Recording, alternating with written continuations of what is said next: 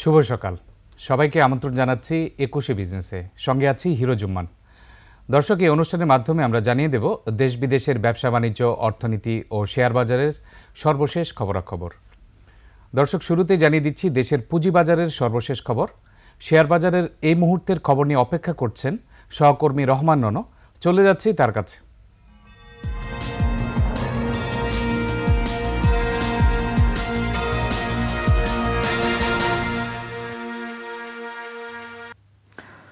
Hero Jumman, আপনাকে ধন্যবাদ। জানিয়ে দেব ঢাকা স্টক এক্সচেঞ্জের দিন শুরুর আধা ঘন্টা পরের খবরাখবর। 2025-এর দ্বিতীয় কার্যদিবস আজ। শুরুটা কিন্তু খুব একটা আশাব্যঞ্জক হয়নি। আমরা গত কার্যদিবসে দেখলাম লেনদেন কমেছিল এর আগে কার্যদিবসের তুলনায় প্রায় 44 কোটি টাকা। সেই সাথে ডিএসই প্রধান ইন্ডেক্স বৃদ্ধি পেয়েছিল মাত্র 2.25 পয়েন্টের মতো। সেখান থেকে আজকে আমরা দেখতে পাচ্ছি আজকেও কিন্তু লেনদেনের ধীর গতি অব্যাহত রয়েছে। সেই সাথে সূচক কিন্তু নেগেটিভ অবস্থানে অবস্থান করছে। ডিএসসির প্রধান ইন্ডেক্সটি 4 পয়েন্টের মতো নেগেটিভ থেকে অবস্থান করছে 5214 পয়েন্টে। তবে এই মুহূর্তে আমরা দেখতে পাচ্ছি দর বৃদ্ধি এবং কমার মধ্যে খুব একটি পার্থক্য নেই। দর বৃদ্ধি পেয়েছে 101টি, সেখানে দর হারিয়েছে 103টি এবং অপরিবর্তিত আছে 94টি প্রতিষ্ঠানের শেয়ারের দর। হিরো, আপনি জানেন যে 2024-এ শুরুর দিকে ফ্লোর প্রাইস ওঠার পর একটা ফ্রি ফল আমরা দেখেছিলাম পুঁজিবাজারে। প্রায় সবগুলিরই ফ্লোর প্রাইস উঠে গিয়েছিল 35টি কোম্পানি বাদে। তারপরে ধাপে ধাপে প্রায় সবগুলিরই উঠে যায়। এখনও 2টি কোম্পানি ফ্লোর প্রাইসে আছে, আপনি জানেন, ইসলামী ব্যাংক এবং বেক্সিমকো। এবং বেক্সিমকোতে আপনি জানেন 3টি কোম্পানিতে কিন্তু পরিচালক বসানো হয়েছে। তো সেক্ষেত্রে সেটির জন্য ভালো কিছু হবে সেই প্রত্যাশায় করছেন বিনিয়োগকারীরা। তো আপনাকে যদি একটু বলি, গত বছরে ডিএসসি প্রধান ইন্ডেক্সের পতন কিন্তু হয়েছে প্রায় 1000 পয়েন্টের মতো, শতাংশের দিক থেকে প্রায় 16%। এবং বাজার মূলধনও কমেছে 1,16,000 কোটি টাকার মতো। এবং গত বছর কিন্তু আইপিওর একটা খরা বছরই বলা যায়। আমরা মাত্র 6টি আইপিও দেখেছিলাম। সেই সাথে অনেকেই গত বছরকে জরিমানার বছর বলছে। আমরা শেষের দিকে এসে দেখলাম যে প্রায় 720 কোটি টাকা জরিমানা হয়েছে এই মার্কেটে, যেখানে 300 কোটি টাকার লেনদেন হচ্ছে না। আমরা কিন্তু গত বছরের শেষের দিকে কিন্তু সর্বনিম্ন লেনদেনগুলো দেখেছিলাম, দ্বিতীয়, তৃতীয়, চতুর্থ সর্বনিম্ন লেনদেনগুলো দেখেছিলাম। আইসিবি 3000 কোটি টাকা পার পরেও আমরা এই লেনদেনগুলো দেখেছিলাম। এবং গত বছর কিন্তু অনেক জায়গা থেকে অনেক ধরনের বিরূপ মন্তব্য ছিল। তো আসলে সেগুলোকে কাটিয়ে উঠে আসলে এখান থেকে বাজার ভালো দিকে যাবে। আসলে বাজার যে অবস্থায় আছে, প্রাইসের দিক থেকে খুবই লুক্রেটিভ অবস্থায় আছে। তো সেক্ষেত্রে আসলে আইসিবি ফুল ফ্রেজে আসলে বিনিয়োগে আসবে, লেনদেনে আসবে। সেই সাথে সাইড লাইনে যে তারল্যগুলো আছে সেগুলো আসবে, সে প্রত্যাশা করছেন। সেই সাথে আপনি জানেন যে চায়না আমাদের জন্য সবচাইতে বড় স্ট্র্যাটেজিক পার্টনার। তো তাদের একটা বিনিয়োগ এই মার্কেটে আসলে পুরো মার্কেটের চেহারাটা আসলে চেঞ্জ হয়ে যেতে পারে।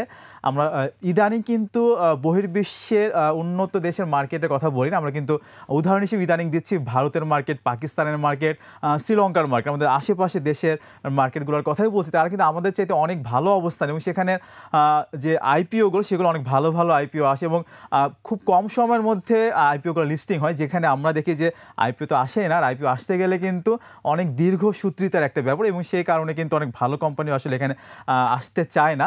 তো আমরা প্রত্যাশা করব, টাস্ক ফোর্স গঠন হয়েছে, সেখান থেকে ভালো কিছু আসবে মার্কেটের জন্য। সেই সাথে আমরা জানি যে ব্যাংকের যে 200 কোটি টাকা তহবিলের সময়সীমা সেটিকেও বাড়ানো হবে এবং 200 কোটি টাকা তহবিলের পরিমাণও বাড়ানো হবে। সেটি হলে মার্কেটের জন্য ভালো হবে, নেগেটিভ ইকুইটির সমস্যার একটা সমাধান হবে। সব কিছু মিলে ভালো আইপিও আসলে বাজার আসলেই ঘুরে যাবে, ঘুরে দাঁড়াবে সেই প্রত্যাশাই করছে। বাট অনেকেই বলছেন যে 2024-এর মতো বাজার তারা আর এর আগে কখনোই দেখেনি। তো ক্ষতটা অনেক বড়, সে ক্ষত কাটিয়ে উঠতে অথবা লস রিকভার করতে কিন্তু অনেক বছর বোধহয় লেগে যাবে। তো আজকে ঠিক এই মুহূর্তে ডিএসসি প্রধান ইন্ডেক্সটিকে আমরা দেখতে পাচ্ছি ব্রেক ইভেনে বলা যায়। আমরা দেখতে পাচ্ছি 0.57 পয়েন্ট কমে অবস্থান করছে 5217 পয়েন্টে। সেই সাথে ছোটো করে জানিয়ে রাখছি টাকার অঙ্কে লেনদেনের শীর্ষে যে কোম্পানিগুলো অবস্থান করছে তার মধ্যে প্রথমে রয়েছে ব্যাংক, এরপরে টেলিকমিউনিকেশন, এরপরে রয়েছে ঔষধ খাত।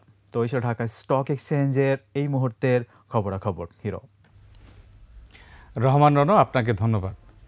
এবার এশিয়ার প্রধান শেয়ার বাজারের খবর। সূচকের নিম্নমুখী প্রবণতা দেখা যাচ্ছে এশিয়ার বেশিরভাগ পুঁজিবাজারে। জাপানের শেয়ার বাজার নিকি সূচক 368 পয়েন্ট কমে দাঁড়িয়েছে 39,894 পয়েন্টে।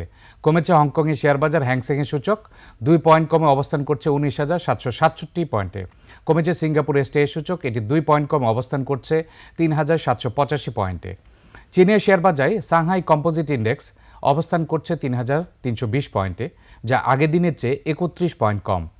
বোম্বে সেন্সেক্স 30 ইন্ডেক্সকে দেখা যাচ্ছে নিম্নমুখী প্রবণতায়। সেন্সেক্সের সূচক ৩৬৮ পয়েন্ট কমে অবস্থান করছে ৭৮,৫০৭ পয়েন্টে। কমেছে থাইল্যান্ডের থাই স্টক এক্সচেঞ্জের সূচক, এটি ৭ পয়েন্ট কমে অবস্থান করছে ১,৩৯৩ পয়েন্টে। এবার জানিয়ে দিচ্ছি আমানতের বিপরীতে ব্যাংকগুলোর সুদহার। আমানতের বিপরীতে ব্যাংকগুলো বিভিন্ন হারে সুদ দিয়ে থাকে।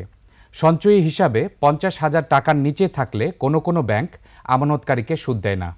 তবে ৫০,০০০ থেকে ৫ লাখ টাকার নিচে ০.৫০%, ৫ লাখ থেকে ২৫ লাখ টাকার নিচে ১%, ২৫ লাখ থেকে সর্বোচ্চ যে কোনো অঙ্কের অর্থ সঞ্চয় হিসাবে জমা থাকলে ব্যাংকগুলো সাধারণত ২% হারে সুদ বা মুনাফা দেয়।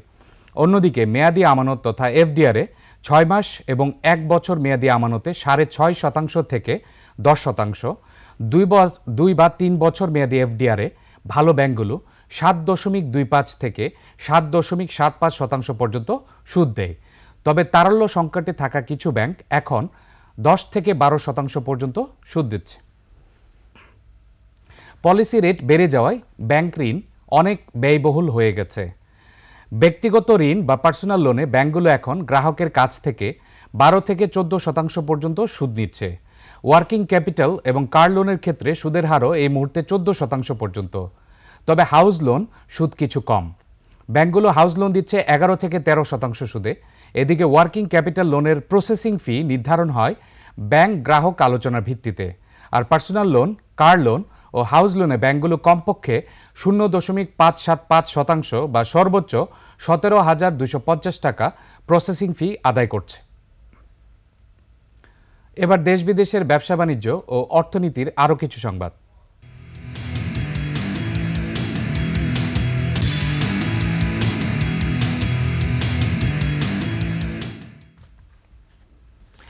আগের সব রেকর্ড ভেঙে একক মাস হিসেবে দেশের সর্বোচ্চ রেমিটেন্স এসেছে বিদায়ী ডিসেম্বরে। এ মাসে প্রবাসীরা $২৬৪ কোটি সমপরিমাণ অর্থ দেশে পাঠিয়েছেন, যা দেশ স্বাধীন হওয়ার পর সর্বাধিক।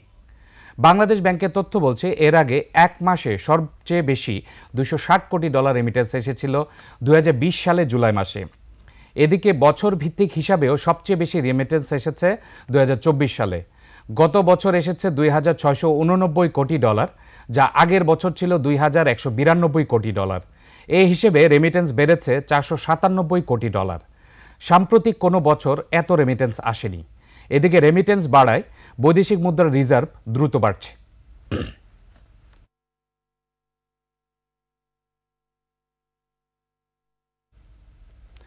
বেক্সিমকো গ্রুপের ৩ প্রতিষ্ঠানে ২৫ জন স্বতন্ত্র পরিচালক নিয়োগ দিয়েছে পুঁজিবাজার নিয়ন্ত্রক সংস্থা বিএসইসি।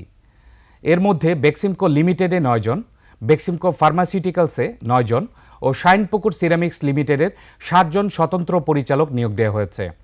পুঁজিবাজারের বিনিয়োগকারীদের স্বার্থ রক্ষার্থে এবং উদ্ভূত সার্বিক পরিস্থিতি বিবেচনায় তালিকাভুক্ত এই ৩ কোম্পানিকে স্বতন্ত্র পরিচালক নিয়োগ করা হয়েছে বলে বিএসইসির আদেশে বলা হয়েছে।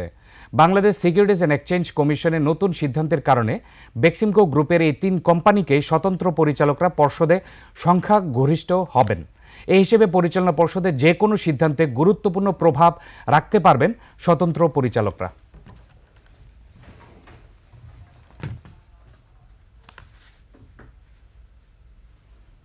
এবার নিচ্ছে একটা বিরতি। দুপুরে 1:30 আবারও ফিরে আসবো 21শে বিজনেসে। দেখার আমন্ত্রণ রইল, 21শের সঙ্গেই থাকুন।